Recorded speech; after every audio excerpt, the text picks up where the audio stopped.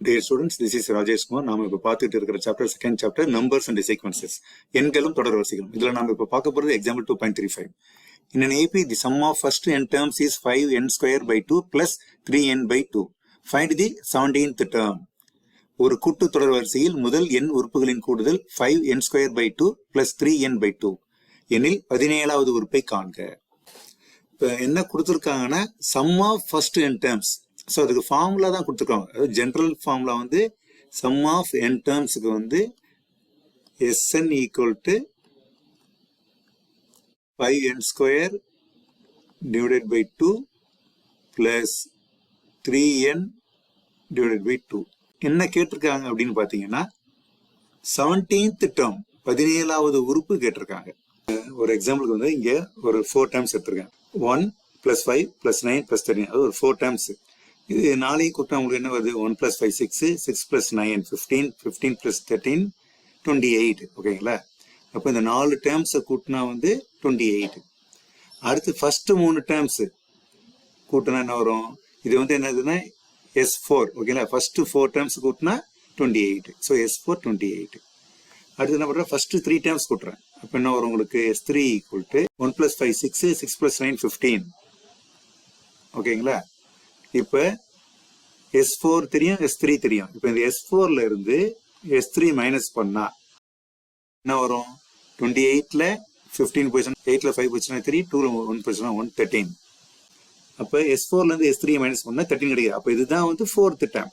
அப்போ T4 வேணும்னா என்ன செய்யணும்? S4 minus S3. இப்போ எக்ஸாம்பிளுக்கு T7 வேணும்னா S7 மைனஸ் S6. புரியுதுங்களா உங்களுக்கு? இப்போ T7th டேர்ம் வேணும்னா S7ல இருந்து S6 கழிக்கணும். ஸோ அதுக்கு முன்னாடி டேர்ம். இப்போ T17 வேணும் அப்படின்னா S17ல இருந்து S16 கழிக்கணும். அப்போ உங்களுக்கு என்ன கிடைக்கும்? T17 கிடைக்கும். புரியுதுங்களா உங்களுக்கு? இப்போ 17th டேர்ம் கேட்டு இருக்கிறதால S17ல இருந்து S16 கழிச்சோம்னா நமக்கு T17 கழிச்சிடும். ஸோ இதுதான் ப்ரொசீஜர். ஸோ அதுக்காக தான் போட்டு காமிச்சேன்.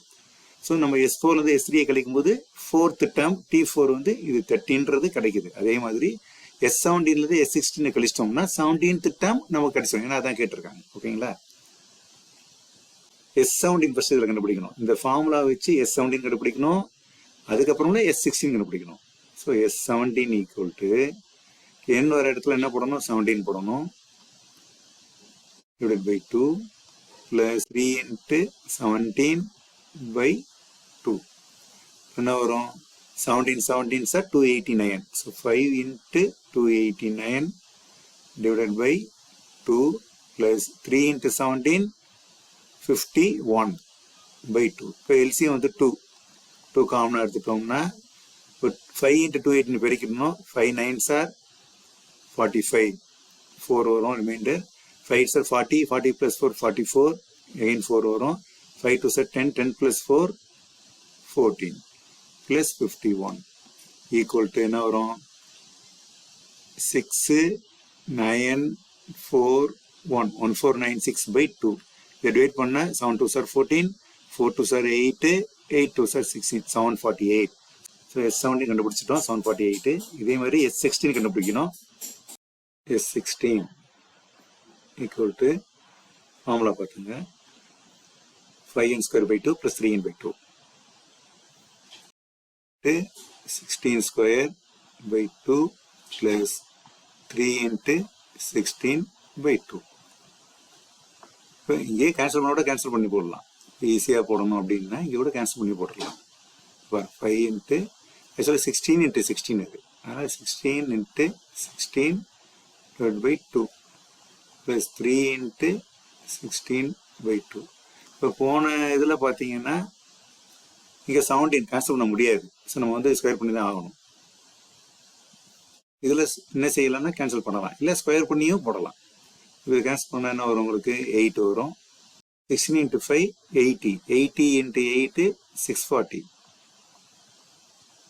ப்ளஸ் இது ரெண்டு கேன்சல் ஆனால் 8 2s are 16, 3 8s are 24. So ரெண்டுத்தையும் கூட்டினா என்ன வரும்? 664.